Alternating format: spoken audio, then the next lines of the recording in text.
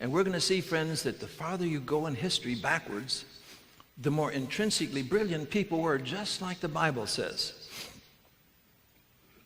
Well, National Geographic Society, spent big money to go over there and find out how were those pyramids designed and built. Because some people were saying they're so magnificent in their design that maybe they were designed and built by astronauts coming from other planets on chariots of the gods. Ridiculous. But how were they designed and built then? Well, here's what they found.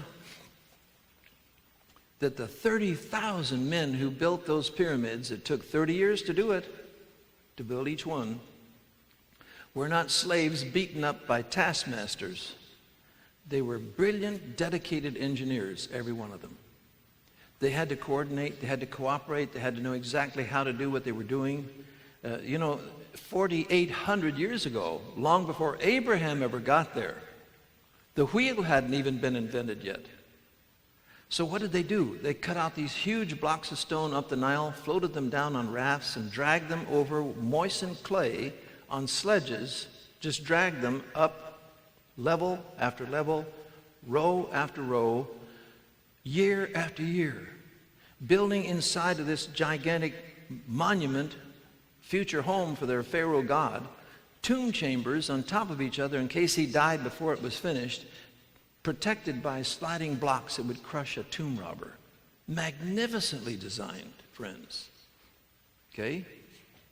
And finally, they got to the top, 480 feet high.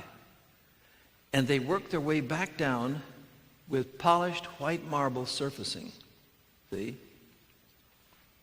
And there, glistening in the Egyptian sun, was the greatest engineering achievement mankind has ever accomplished since Noah's Ark and the Tower of Babel. It was incredible. I mean, look at this. I said to my camel driver, "Sir, I'm going to give you some bakshish, and would you please take me to the top of the pyramid?"